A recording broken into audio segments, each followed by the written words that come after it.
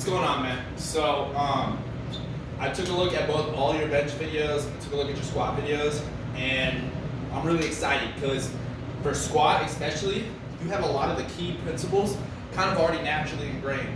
I'm assuming you squatted before, but now we're going to just modify it just a little bit to make it more powerlifting friendly, and just put you in a little bit of a stronger position. And now, while the weight's light, before we start adding weight, we want to dial these things in. And I want to remind you, with all the lifts, all three, techniques don't just come with like one session.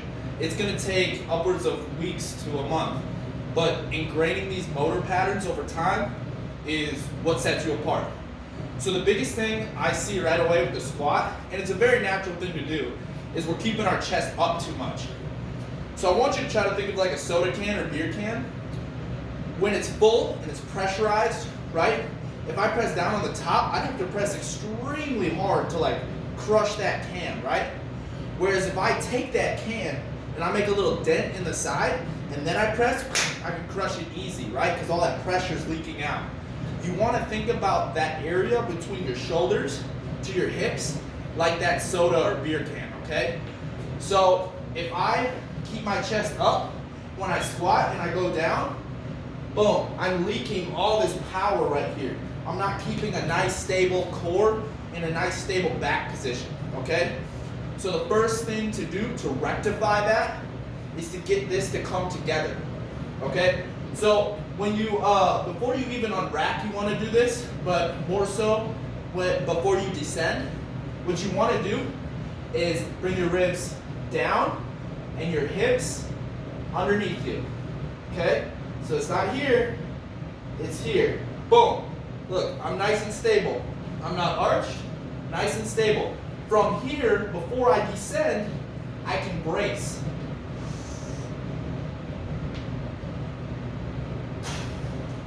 Okay? We'll go over bracing next squat session. This is the first thing I want you to do. Do it with air squats at home. Do it while you're in your room.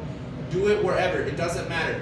Practice this, because when the weights get heavy, you're going to want to try to like arch it up because you're thinking, you know, oh, I don't want to dump forward. But I promise you, if you get in this stable position and build this core and abdomen up, excuse me, it'll be way stronger in the long run, okay? So I'll show you real time with the bar, okay? So, all right, so I unrack it, I step back, and I want to, this is the time to double check yourself. Am I too far forward and I'm keeping it up? We're going to leave power. We're going to rely on our itty bitty back muscles to lift the weight when we want to use our hips and legs, okay? So when I'm right here, I double check. Ribs, hips, boom. I'm stable and I'm ready to go. And I'm powerful all the way through, okay? This is crucial for when we start adding weight to maintain force transfer from the ground to the bar. When we start arching our back, we lose some force transfer. So again, bring your shoulder, your ribs and your hips or your pelvis together, okay? We don't want to twerk booty, we don't want to arch our back. That's the first thing we're going to work on before we move forward.